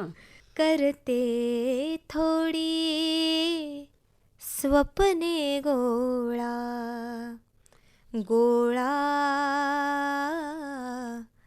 गोळा गोळा गोळा, करते थोडी स्वप्ने गोळा, करते थोडी स्वप्ने गोळा. कारण स्वप्नांचे वय कायम 16, स्वप्नांचे वय कायम 16, कायम 16. क्या बात आहे. एक शेर. फारसी, उर्दू, हिंदी, मराठी अशा वेगवेगळ्या भाषांमधून गझल ही वर्षानुवर्ष लोकरंजन करतीये. आणि केवळ रंजन असंही नाही म्हणता येणार, गझलमधून फार मोठा आशय, म्हणजे अगदी जीवनाचं तत्वज्ञान सुद्धा गझलमधून पोहोचतं. तर अशी ही गझल गावोगावी पोहोचवण्यासाठी तुम्ही खूप प्रयत्न केलेले आहेत भीमराव दादा, त्याविषयी आम्हाला सांगा ना. कुठे कुठे कार्यशाळा झाल्या आणि कोण कोण त्याच्यामध्ये सहभागी होतं? प्रयत्न करण्यामागचा हेतू इतका साधा होता की सुरेश भट पत्र लिहून, फोन करून, हां सोबत त्या गझलकारांना म्हणजे कवींना बसवून त्यांना गझलचे धडे देणे, त्यांना ते रदीफ काफिया, ती अलामत समजावून सांगणे, हे सगळं करत होते. आणि मी ते बघत होतो. किती पोट तिडकीने 4-4 पानं वेगवेगळे पेन वापरून वेगळ्या रंगाचे, अच्छा. हा कलरचा, काय आटापिटा. हम्म. आणि ते म्हणायचे की चांगला कवी गझलकडे वळला पाहिजे, तो लवकर गझल शिकेल. हां हे त्यांचे प्रयत्न वर्षानुवर्षे मी बघत होतो. पण मी म्हटलं आपण त्यांच्या गझला गायच्या, निवडायच्या, कार्यक्रम करायचे, नाव सन्मान मिळवायचे आणि करायचं काहीच ते आयत्या गझल घ्यायचं. आणि भट एवढे पोटतिडकीने प्रयत्न करतायत आणि त्यांच्या प्रयत्नांना साथ कोणाची तर रसिकांची, बाकी कोणाची नाही. रसिक हेच आश्रयदाते त्यांचे म्हणा किंवा आमचे म्हणा. आणि हा आपला मीडिया, बरोबर. हे तर 72 पासून मी अनुभवतोच आहे. मी गझल गायकीला सुरुवात केली 72 साली हां आणि त्याच वर्षी मी आकाशवाणीला सिलेक्टही झालो होतो, वा. नागपूर आकाशवाणीला. तर त्या एवढ्या मोठ्या म्हणजे माझ्या कारकिर्दीच्या काळातला हा एक सांधा आहे माझ्या आयुष्याला जोडणारा, माझ्या सगळ्या कुटुंबांना, माझ्या गणगौतला जोडणारा. तर भट त्याचे मुख्य आहेत, खलिफा ज्यांना म्हणतो ते खलिफा. आणि त्यांच्या प्रयत्नाला आपला हातभार लागू नये, म्हणजे आपण खालीचा वाटा नाही उचलणार तर मग कसं होईल. भीमराव दादा, मला तुम्हाला असं विचारायचं आहे की एखाद्या ठिकाणी कार्यक्रम असेल तर तिथे मुक्काम वाढवायचात तुम्ही. ज्या ठिकाणी माझी मैफिल असेल तिथे एक दिवस मुक्काम वाढवायचा आणि मग तिथल्या कवींना जमा करायचं. हां उदाहरणार्थ जळगावला मैफिल आहे, दुसऱ्या दिवशी एक दिवस मुक्काम उशिराचं रिझर्वेशन करायचं किंवा एक दिवस मुक्काम. मग त्या कवींना बोलवायचं. कार्यक्रमाला आलेले असायचे ते, त्यांना गझल कशी आहे, किती सोपी आहे, तुम्ही हे जे छंदशास्त्र आहे याचा जो काटेकोरपणा आहे याचा बाऊ करू नका, ते सरावाचं आहे. अरे माझ्यासारख्या गायकाला जर समजलं आहे तर तुम्ही तर कवी आहात, तुमचं तर ते अंगभूत आहे सगळं तुम्हाला. त्यांना आव्हान एका पर्यंत. हां, तर आव्हान. आणि मग तुम्ही लिहायचा प्रयत्न तर करा. आणि मग कार्यशाळा सुरुवात केली. कार्यशाळा घ्यायच्या की गझला तंत्रानुसारही काव्य प्रकार आहे ना, मग तंत्र शिकलं की गझल लिहिता येईल. तुमची प्रतिभा, तुम्ही किती उंच लिहितात, किती मोठं दाटून आलेलं लिहितात, ते तुमच्या प्रतिभेवर अवलंबून आहे. पण छंद हा त्याची पहिली मागणी आहे. हां आम्ही हा सांगणार आहे. भट आहेत, इलाई जमादार आहे, संगीता जोशी आहेत, सगळे यायचे. अशा प्रकारे ते सुरू केलं. आणि मग 16 ते 60 असा तो वयोगट सगळे यायला लागले. अच्छा, वयवर्ष 16 ते 60. 60 अशा वयोगटातले लोक यायला लागले. आता सगळ्यांनीच ते कंटिन्यू केलं असं नाही, कोणी सोडून पण दिलं. एक DN गांगण नावाचे गझलकार फार सुंदर गझल लिहितात, ते 60व्या वर्षी त्यांच्या वयाच्या कार्यशाळेत आले आणि इतके अप्रतिम गझल लिहायला लागले. मग एक असं म्हणणार आहे की गझल कार्यशाळेत काय गझलकार निर्माण होऊ शकतात का. वर्कशॉप हा शब्दच किती, खरं तर तो शब्द वाईट आहे. वर्कशॉप जिथे मरम्मत होतीये असं तो शब्द आहे तर आहे. पण तिथे गझलकार होण्यामधले अडथळे मात्र दूर होऊ शकतात, एवढं तर निश्चितच आहे. मग अशा प्रकारे ते संख्या वाढत गेली, लोकांना रुची वाढत गेली. का हे सांगतात तेवढं बाव करण्यासारखं काही नाही. सरावाचं एकदा डोक्यात ते मीटर भिनलं, तो छंद एकदा भिनला की मग त्याच्यामध्येच येतं. एक अक्षर, एक मात्रासुद्धा इकडे तिकडे जाऊ शकत नाही, इतकं ते तुम्हाला बांधून ठेवतं. पण अशी टीका होते की हा बंदिस्त काव्य प्रकार आहे. पण त्या बंदिस्तपणातच त्याची शक्ती दडलेली आहे ना, आहे की नाही. ते त्यातलं सौंदर्य आहे. 2 ओळीच्या शेरामध्ये जर आशाचा समुद्र साठवला असेल तर ते तसं शक्तिस्थान माना ना. त्याची कमजोरी कशी काय समजता तुम्ही त्याला. अशा पद्धतीने तुम्ही गझलकार घडवण्यासाठी झट्टा प्रयत्न केले. 150 जवळपास कार्यशाळा घेतल्या आणि संमेलनं जिथे 2 दिवस सगळे एकत्र यावेत, परिसंवाद व्हावेत, मुशायरे व्हावेत, गझल गायनाच्या मैफिली व्हाव्या, असं सगळं एकत्र व्हावं आणि तो 2 दिवस चालावं म्हणून 2 दिवसाची गझल संमेलनं सुरू केली. मला वाटतं आता 10वं संमेलन अकोल्याला झालं आणि उद्देश असा होता की गझलसाठी पोषक वातावरण निर्माण व्हावं, मॅक्झिमम गझलकारांना प्रस्तुतीकरणाची, गझल पेश करण्याची संधी मिळावी. आमची गझलकार ह्या 2 दिवसाच्या संमेलनाचं वर्णन कशी करायची माहिती. भूक गझल आणि प्यास गझल, भूक गझल आणि प्यास गझल, 48 तास गझल. अरे वा वा वा, संगीताबाई असं वर्णन करायचं. तुम्ही अत्यंत आशादायी आहात गझलच्या बाबतीत. नव्या पिढीकडून सुद्धा तुम्हाला खूप आशा आहे की आपल्याकडे गझलकार म्हणजे लिहिणारे शायर सुद्धा आणि नव्या पिढीचे गायक सुद्धा येत आहेत. तर त्यांच्याविषयी तुम्ही सांगा ना, असे तुमच्या दृष्टीपथातले कोण कोण आहेत. गझल लेखनामध्ये उत्तम वातावरण आहे. पण गझल गायनामध्ये तर दुष्काळ आहे जरा.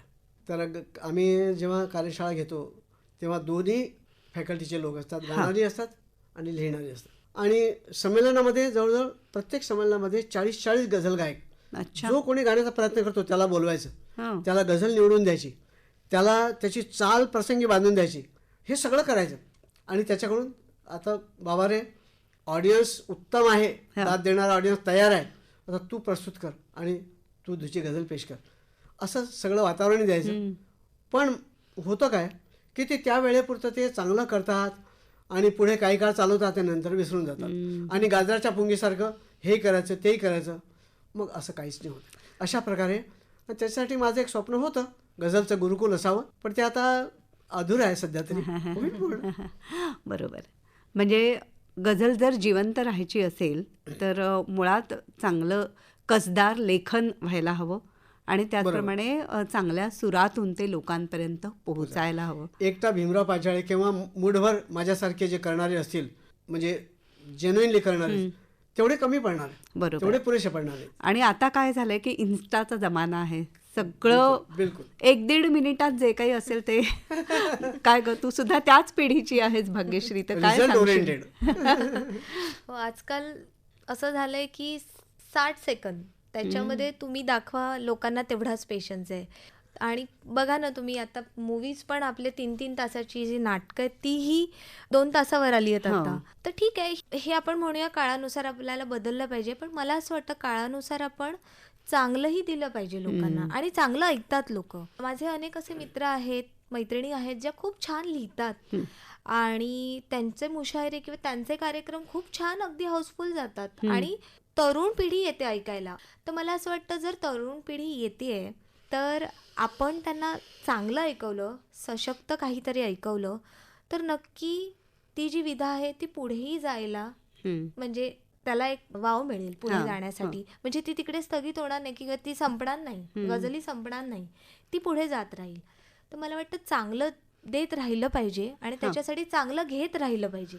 तुझ्या आयुष्यामध्ये किंवा तुझ्या करिअरमध्ये आपण म्हणू, हा गझलचा टप्पा किंवा गायनाचा टप्पा हा कसा आला? तू मुळात सायकॉलॉजी करणार होतीस ना? हो हो, मला ॲक्च्युली घरात ना आई बाबांनी कधीही कुठल्याही गोष्टीची जबरदस्ती केली नाही की तू हेच कर किंवा तुला हेच केलं पाहिजे, असं कधीच त्यांनी म्हटलं नाही. पण मी रुईया कॉलेजमधून बॅचलर्स इन फिलॉसॉफी केलं आणि त्यानंतर मला MA सायकोलॉजी करायचं होतं. बरं. आणि त्याच्यानंतर MBA करायचं होतं मला HR मध्ये. म्हणजे माझं हे फिक्स्ड होतं आणि मी सांगितलं होतं की मला लंडनला जायचंय किंवा असं छान बाहेरगावीच करायचं, परदेशात जायचं. हो, तर माझा हा प्लॅन फिक्स होता. आणि मी ॲडमिशन घ्यायला गेले SNDTला आणि मला आठवत आहे आणि माझ्याकडे काहीच नव्हतं आणि मला आईने अगदी ATM कार्ड वगैरे नुकतंच दिलं होतं, तर मला ते असं पासवर्ड वगैरे काहीच माहीत नव्हतं.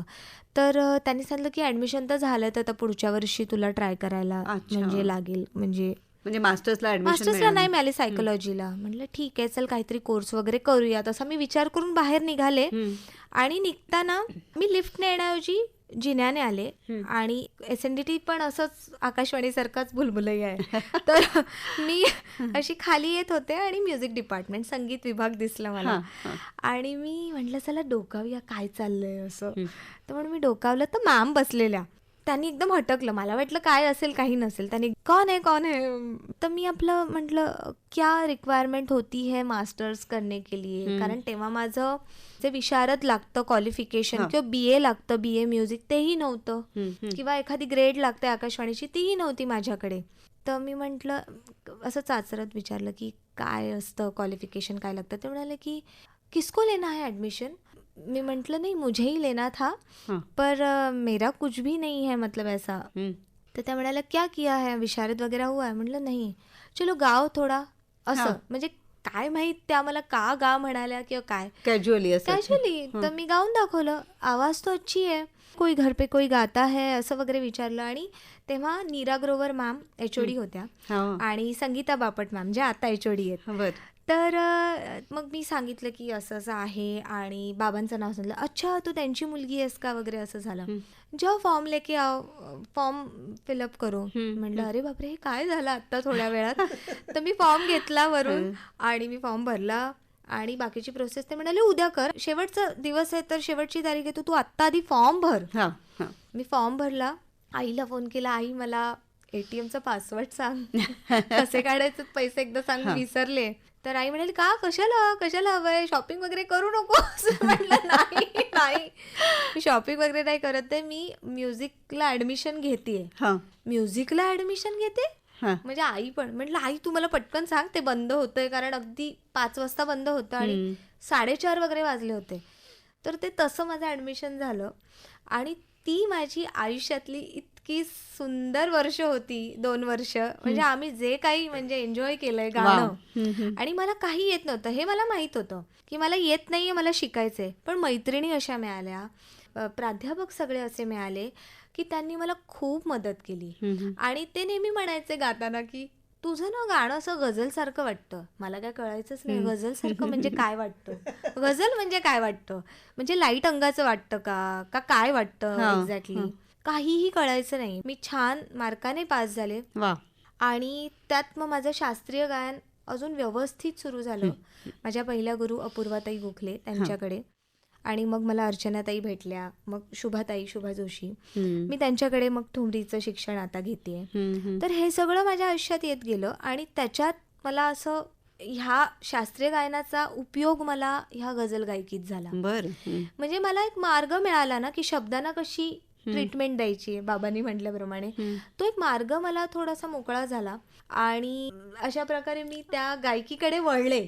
आणि मग त्याच्यात मास्टर्स झाल्यावर काय करायचं हा एक प्रश्न होता. आणि एक दिवस अचानक बाबांचे एक स्नेही आहेत, ते घरी आले. ते म्हणाले काय करतेस आता. म्हटलं आत्ताच मास्टर्स झालं, रिझल्ट लागलाय. अगं मग पेट दे ना, म्हणजे PhD कर ना. का नाही करते. म्हटलं PhD म्हणजे काही विचार नाहीये आणि कशात करू काय, म्हणजे काहीच नाही. अगं गझलेतच कर, तुझ्याकडे एवढं छान आहे. म्हटलं अच्छा ठीक आहे, पण काय कसं काय प्रोसेस. तुम्ही पेटचे फॉर्म आहे बघ आत्ता 2 दिवसात संपतंय, भरून टाक. म्हणजे घरी आले होते त्यांनी फॉर्म पण भरून दिला मला ऑनलाईन. मी ती पण परीक्षा पास झाले आणि माझं पेट क्लिअर झालं. PhDचं जे कमिटी बसते, त्याच्यात इंटरव्ह्यूज असतात आणि मग ते सगळं म्हणजे त्याचं सगळं व्यवस्थित प्रोसेस झाली आणि 5-6 वर्षात म्हणजे मी PhD पण कम्प्लीट केली माझी आणि 2023 मध्ये झाली. मला विषय फार मोठा आहे पण मी थोडक्यात सांगते की गझल गायकीच्या ज्या विविध शैली आहेत, म्हणजे त्याचे जे गझल गायक होते वेगवेगळे, गझल गायकी कशी फुलली किंवा सगळ्यांनी कसे ते त्यातले ट्रेंड सेटर्स होते, त्यांच्यावर मी PhD करण्याचा प्रयत्न केला. म्हणजे त्याला थोडा प्रॅक्टिकल अप्रोच दिलाय, कारण ते खूप मुश्किल आहे. मी अगदी लिमिटेड 6 गझल गायक घेतले होते, कारण अनेक आहेत, अनेक माझ्या आवडीचे आहेत की मेहदी हसन खां साहेब आहेत किंवा बाबा आहेत, गुलाम अली खां साहेब आहेत, मधुरानीजी फैजाबादी आहेत. त्यांची गझल मला का आवडली, त्यांची गायकी कशी मला वेगळी वाटली, तर अशी माझी PhD झाली पूर्ण. खूप छान. एखादी हिंदी गझल आम्हाला ऐकवशील का? हो नक्की ऐकवेन.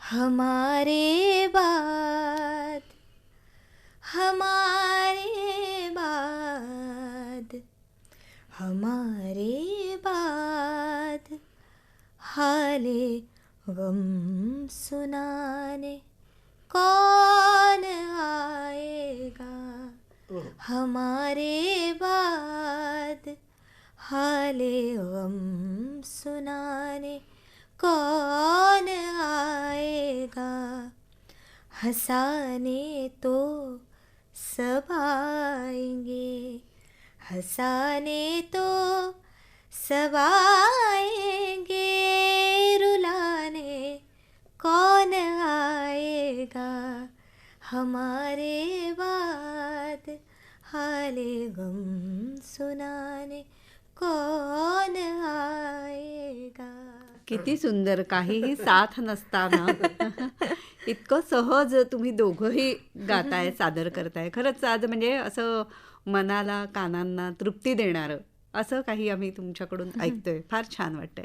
दादा, परत तुमच्याकडे येते. वाचलेली ऐकलेली माणसे गेली कुठे, पुस्तकातून पाहिलेली माणसे गेली कुठे, हे तुम्ही प्रत्यक्ष जीवनात सुद्धा अनुभवलंय आणि त्यांना तुम्ही मिस करताय किंवा त्यांची कमतरता तुम्हाला आजही जाणवते. अशा काही व्यक्तींबद्दल आम्हाला सांगा. त्या काळचे आवडते गझलकार ज्यांनी गझल दिली ते सुरेश भट पहिल्या नंबरचे, त्यानंतर इलाई जमादार, बदिउज्जमा खावर, सगळे एका पाठोपाठ एक. आधी खावर गेले, नंतर भटसाहेब गेले, नंतर इलाई गेला आणि इतकी अशी पोकळी जाणवते. पण त्यांनी पोकळी जाणवते म्हणजे त्यांच्या ती पोकळी नवीन गझलकारांनी भरून काढली म्हणजे ते सुसह्य झालं आहे. कारण इतके चांगले गझलकार भटांनी तयार केले त्याच्या नंतरच्याही आलेल्या फळीने की ही ती बोच आहे ना ती कमी होते त्यांनी. पण हे जे आपलं काही सोडून गेले, म्हणजे एक दिवस असा येते की भटांची आठवण येते या ना त्या प्रकारे ते सोबतच असतात. आणि मला नेहमी असं माझ्या प्रत्येक यशात असं वाटतं की ते कुठेतरी आपलं चलो बेटा बहुत आगे बढ असंच म्हणतात. आणि इलाही जमादार साहेब आणि तुमची तर छान मैत्री होती. मैत्री म्हणजे तुम्हाला काय सांगू गंमत, मी 82 साली मुंबईत आलो आणि त्याच्यानंतर दूरदर्शनला सुरुवात झाली ते कार्यक्रम. सुगम संगीत होते तेव्हा, स्पेशल काही नव्हतं. पण तेव्हा मग माझा गझलच गाणार हा अट्टहास. आणि दुसरा अट्टहास असा की मी गातो आहे, साजिंदे बसलेले आहेत, सारंगी आहे, हे आहे ते आहे, पण एक तो ज्याची गझल मी गातोय तो सुद्धा बाजूला बसलाय माझ्या. बरं, त्याचा सुद्धा प्रेझेन्स पाहिजे मला की त्याची गझल मी. हे सगळे इतके आशा संपन्न शब्द आहेत, ती व्यक्ती कोण आहे ती सुद्धा तुम्हाला दिसू देत, असा एक आग्रह असायचा. ते सुरू केलं आणि मग टॅलेंट हंट म्हणून कोण गझल लिहितं अजून म्हणून आम्ही पुण्याला गेलो. पुण्याला मग संगीता जोशी हे सगळे भेटले एका तिथे इलाही भेटला. तिथे प्रत्येकाने मग मी काय करतो आहे गझलमध्ये, कसा वेगळा विचार करतो आहे, माझ्या चाली कशा आहेत हे गाऊन दाखवलं. त्यांना आवडलं. मग त्याने प्रत्येकाने त्यांनी ऐकवल्या आपल्या रचना. मग त्यांनी प्रत्येकाने 8-8, 10-10 रचना माझ्याकडे सुपूर्द केल्या की ये हमारा जो कुछ है धरोहर वो आपके पास, असं दिलं मला. आणि मी आल्यावर मग मला घबाळच मिळालं. मला रचनाच हव्या होत्या. मग सगळ्यांच्या रचना त्या काळात मला आयुष्य तेच आहे आणि हाच पेच आहे ती रचना, किंवा अंदाज आरशाचा वाचलेली ऐकलेली माणसे गेली कुठे, ह्या सगळ्या रचना. आणि त्याच्यामध्ये काय इलाही थोडासा मैत्रीसारखी झाली, सगळ्यांपेक्षा थोडीशी अधिक, जवळीक सगळ्यांशीच होती. आणि मग त्याच्या इतरांपेक्षा थोड्या अधिक व्हायला लागल्या. आणि दरम्यानच्या काळात काय झालं की आम्ही दोघेही स्टेट बँकेत होते, हिची आई भाग्यश्रीची आई आणि मी. आणि हिला टायपिंग यायचं, तर हिलाचा संग्रह यायचा होता, तर तो संग्रह टाईप करून देणे, ती स्क्रिप्ट तयार करून देणे, मग मी ग्रंथालयाकडे जात इकडे प्रयत्न कर, असं चाललायचं. शेवटी तो प्रकाशित झाला. त्याच्या प्रस्तावनेमध्ये त्याने लिहिलं माझा संग्रह हा जखमा अशा सुगंधी लोकार्पण करतोय आणि माझी बहीण गीता हिचा खूप सहयोग याच्यामध्ये मिळाला, ती नसती तर कदाचित हे कोणी केलं असतं वगैरे असं. आणि मग मला माझे मित्र विचारायला लागले, अच्छा म्हणजे इलाहीच्या गझल याच्यासाठी तू जास्त गातो की त्याच्या बहिणीशी तू लग्न केलंस? तर म्हटलं नाही रे, असं तर काही नाही. मग ते तिथं कसं लिहिलं माझी बहीण गीता? म्हटलं हो, आता मी इलाही होता, इलाही अब तो मेरा दोस्त भी नाही साला भी आहे असं टायचं ते. असं आमचं सख्य होतं, नातं होतं. आणि त्यांनी काय गझल दिलं, त्यांनी इतके सुंदर प्रयोग पण केले. अकालीच गेला हो, खूप मोठी पोकळी देऊन गेला. तुम्ही आत्ता उल्लेख केलात तुमच्या पत्नीचा, तुमची सहचारिणी गीताताई, तर त्यांचा तुम्हाला खूप पाठिंबा मिळाला की ज्यामुळे तुम्ही पूर्णपणे संगीताला वाहून घेऊ शकलात. त्यांच्याविषयी थोडं. त्यांच्याविषयी काही सांगू? खरं तर ती होती म्हणून हे सगळं जे करू शकलो मी, इतक्या काळपर्यंत चालू शकलो, ही वाटचाल ही तिच्यामुळे झाली. आणि ती चांगली गाणारी आणि चांगल्या गुरूंकडे शिकलेली, क्लासिकल लाईट पण. आणि खरं तर मी म्हणतो की तुझं गाणं आमच्या दोघांच्या संगोपनामध्ये मागे राहिलं. आता माझा इलाज नाही, तुझ्या मुलीचा इलाज नाही, आणि करायचं काय, आता तू शिक, आम्ही तुझ्या पाठीशी. ती शिकते आता, अजूनही शिकते, शिकवते. आणि तिचं खूप असायचं म्हणजे लहानपणापासून की तू विशारद द्यायला पाहिजे किंवा तू क्लासेस घ्यायला पाहिजेत, शिकवायलाही पाहिजे, तिचं अजूनही असतं. आणि माझी भुनभुन काय किती हे सुट्या नाही मिळत, कार्यक्रम आहेत, इकडे जावं लागतं, रेडिओ कॉन्सर्टला गेलो, आल्याबरोबर आधी अंघोळ न करता नोकरीवर जा, दिवस भरला पाहिजे, सुट्टी वाचली पाहिजे. एक दिवस बसवलं, काय चाललंय तुझं? आम्ही दोघे इथेच नरिमन पॉईंटलाच होतो, काय चाललंय तुझं, मला जरा सांगशील का? ही भुनभुन, ही कुरकुर कुरकुर करतोच नेहमी, हां. मनात काय आहे जरा बोल माझ्याशी नीट. तर एक दिवस बसवलं तिने मला आणि 1-2च प्रश्न विचारते म्हणे, त्याची उत्तरं दे मला जरा नीट विचार करून. तर म्हटलं हो देतो. आता तुझे कार्यक्रम चांगले बरे चालले आहेत, सगळं व्यवस्थित आहे हां. आणि मी तुला सांगते की नोकरी सोडली समजा तू आणि उद्या नाही चालले कार्यक्रम आणि मी तर नोकरी करणार आहे, तू सोडणार आहे. तर अशा वेळेस लोक म्हणतील ना की बघा एवढी चांगली नोकरी होती ती सोडली आणि आता बायकोच्या भरशावर जगतोय, हां. असं म्हणतील ना स्वाभाविकपणे. बरोबर. मग तुला काय वाटेल तेव्हा? तर म्हटलं मी माझ्याच बायकोच्या भरशावर जगतो, मला काय वाटायचं? बरोबर आहे का तुझं? हे बरोबर आहे काय? कन्फर्म आहे का? म्हटलं हो हो बरोबर आहे, कन्फर्मच आहे माझं. मग उद्या तुझा राजीनामा गेला पाहिजे. अच्छा. इतका असा तो निर्णय. असा तो तिच्या हिमतीवर झाला. आणि मग काही वर्षांनी मग आम्ही जेव्हा नुकताच पेन्शनेबल झाली होती, मग तिची पेन्शनेबल झालं, म्हटलं आता आपला काही नाही चाललं तरी आपल्या दोघांच्या पेन्शनमध्ये आपलं भागते ना, आता तू पण सोड, अच्छा. बस काही गरज नाही नोकरी करायची. अशा तरीने आम्ही मोकळे झालो. आणि नोकरीमध्ये आम्ही अनहॅपी नव्हतो, हां. आम्ही सगळे सांभाळून घेणार होते, सगळं छान होतं, पण फार कश्मकश होती म्हणून तिच्या हिमतीवर सोडली. बरोबर.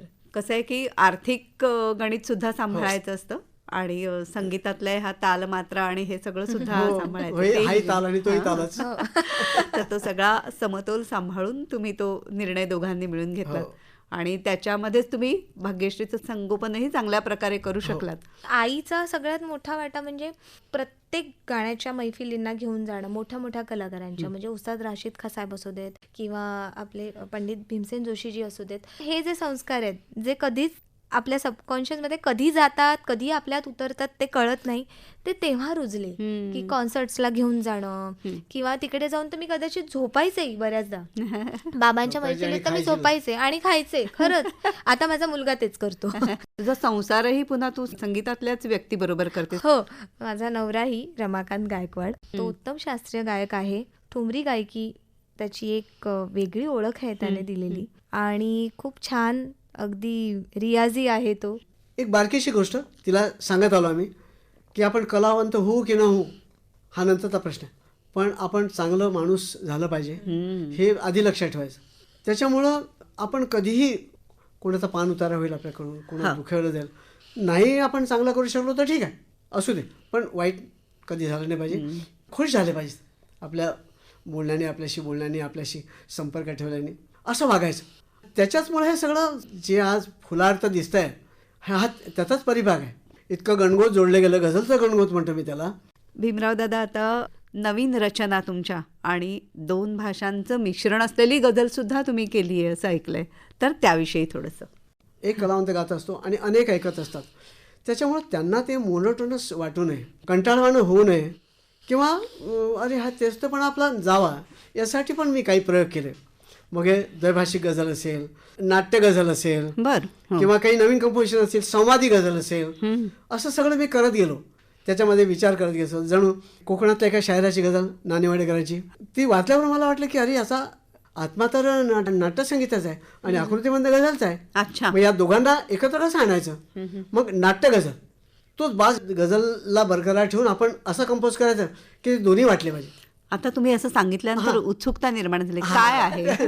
भलं भलं ते सांगतेस, भलं भलं ते सांगतेस, का उगाच भांडतेस, भलं भलं ते सांगतेस, का उगाच भांडतेस, जन्माचे चुकलेले, जन्माचे चुकलेले, जन्माचे चुकलेले गणित पुन्हा मांडतेस, गलं भलं ते सांग. हा नाट्यगीताचा बाज आणि गझल पण असं एकत्र आणलं. द्वैभाषिक गझलचं कसं केलं की अमीर खुसरो साहेबांनी 1200 वर्षापूर्वी जो प्रयोग केला होता तो जर इलाही साहेबांनी आणि त्याच्या सहकार्याने आता केला असेल 1200 वर्षानंतर पहिल्यांदा तोही मराठीत त्यांनी फारसी आणि खडी हिंदी एकत्र आणली होती. जहाली मिस्किन मकुन तगाफुल एक ओळ फारसीमध्ये, दराय नैना बनाय बतिया दुसरी ओळ हिंदी. अच्छा. तो म्हणायचा की लिपट जाता हूँ माँ से और मौसी मुस्कुराती है. म्हणजे फारसी जर माझी आई असेल तर हिंदी माझी मावशी आहे ना, मावशी आहे. तसंच मी म्हणतो ना लिपट जाता हूँ माँ से और मौसी मुस्कुराती है, गझल मराठी में कहता हूँ उर्दू खुश हो जाती है. म्हणून त्या 2 भाषा त्या वर्षांच्या कालांतराने त्या जर असा प्रयोग झाला असेल तर तो आपण सर्वदा केला पाहिजे. ऐ सनम आँखों को मेरी खूबसूरत साज दे.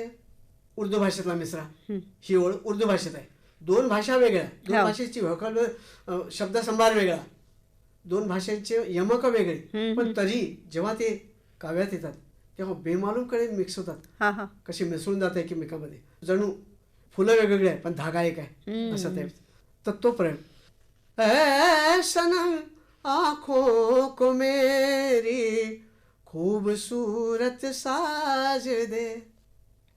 येऊनी स्वप्नात माझ्या, येऊनी स्वप्नात माझ्या एकदा आवाज दे. ऐ सनम. कुठे जाणवलं? नाही, खरंच नाही. एक ओळ उर्दू आहे, दुसरी ओळ मराठी आहे, जाणवलं? जराही नाही. क्या बात आहे. काय शायराची कमाल आहे. आणि मला गावाचं वाटलं नाही तर मग मी काय कामाचा. वाटताच मला गाव. आणि हा प्रयोग रसिकांना ऐकवलाच पाहिजे, तो त्यासोबत ठेवलाच पाहिजे. तुम्ही पारखी आहात, गुणग्राहक आहात आणि म्हणून हे असं काही काही वेगवेगळी रत्न शोधून ती लोकांसमोर तुम्ही वेचून आणत असता आणि सादर करता. फार छान वाटतंय. या आपल्या गझल गप्पांची सांगता ही तुमच्या दोघांच्याही स्वरांनी व्हावी असं वाटतं. आणि म्हणून भाग्यश्री, एक गझल तुझ्याकडून आणि एक भीमराव दादांकडून ऐकायला आम्हाला आवडेल. मी प्रफुल्ल पुजाडे म्हणून एक शायर आहेत, त्यांची गझल मी एक कंपोज केली आहे. खूप सुंदर शब्द आहेत त्याचे. आ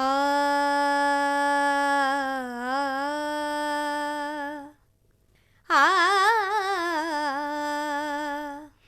आ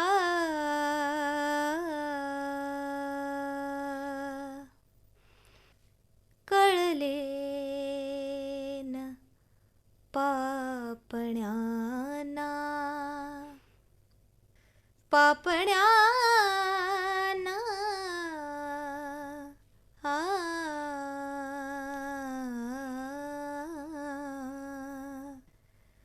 कळले न पापण्यांना,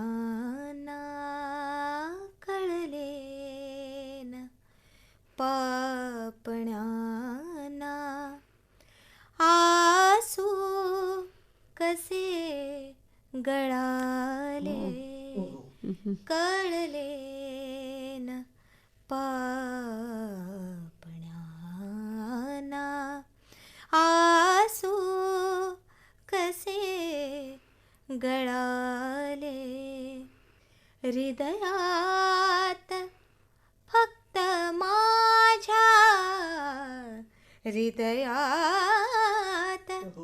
फक्त माझ्या काही ठसे मिळाले, कळले न पापण्यांना. आसू कसे गळाले. एक शेर. घायाळ स्पंदनांची, घायाळ स्पंदनांची चर्चा सुरूच अजूनी, घायाळ स्पंदनांची चर्चा सुरूच अजूनी, चर्चा सुरूच अजूनी. जे तू दिलेच नाही. वा वा, काय शेर आहे.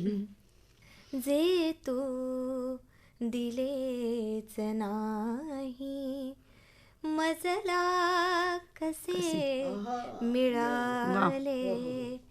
जे तू दिलेच नाही, मजला कसे मिळाले. हृदयात फक्त माझ्या, हृदयात फक्त माझ्या काही ठसे मिळाले, कळले न पापण्यांना. आसू कसे आसू कसे गळाले. वा वा वा वा वा, खूप छान. रचना मी कंपोज केली होती आणि ती अजून कार्यक्रमात म्हटली नाही, ती जरा जुनी करायची, त्याला रियाज करायचा आहे त्याचा. म्हणजे तुम्हाला ऐकलं की माझा रियाज होतो, हो. तिला ऐकवलं की रियाज होतो, वा. म्हणून दाखवलं मित्रांना की रियाज होतो. आणि आमच्यासाठी नवी कोरी आहे ती. हो. कोरी, ताजी रचना. हा. द रे आ आ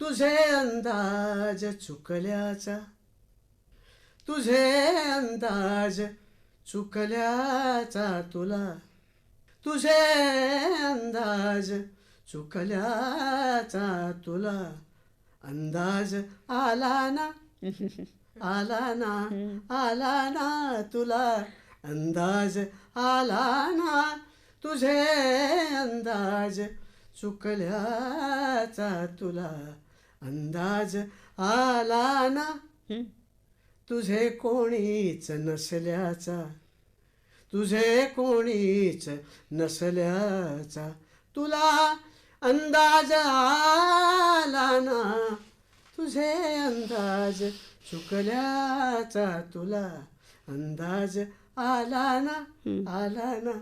एक शेर पहा. तिचे ना सावली दिसली, तिचे ना वाजले पैंजण, ना सावली दिसली ना वाजले पैंजण, तिची ना सावली दिसली, तिचे ना वाजले पैंजण. आ आ तिचे ना वाजले पैंजण, तिची ना सावली दिसली, तिची ना सावली दिसली, तिचे ना वाजले पैंजण. तिने तिने रस्ता बदलल्याचा तुला अंदाज आला ना. वा. तिने रस्ता बदलल्याचा तुला अंदाज आला ना, वा. तुझे कोणीच नसल्याचा तुला अंदाज आला ना, तुझे अंदाज चुकल्याचा तुला अंदाज आला आला आला ना, आला ना. क्या बात आहे. वा वा वा. आज भीमराव पांचाळे दादा आणि भाग्यश्री पांचाळे तुम्ही दोघंही इथे आलात आणि छान आम्हाला एका काव्य संगीत मैफलीचा आनंद तुम्ही दिलात. मनापासून आभार मानते. माझ्या मातृसंस्थेत आकाशवाणीत इतक्या कालांतराने तुम्ही बोलवलं, ही संधी दिली आपल्या रसिकांसमोर पेश व्हायची. तुमचे पण आभार. धन्यवाद. श्रोते हो, गझल गप्पा सुप्रसिद्ध गायक भीमराव पांचाळे आणि युवा गायिका भाग्यश्री पांचाळे यांची नेहा खरे यांनी घेतलेली मुलाखत आत्ताच आपण ऐकली. निर्मिती सहाय्य केलं होतं सुहिता मराठे हिने आणि सादरकर्त्या नेहा खरे. ही आकाशवाणी मुंबई केंद्राची निर्मिती होती.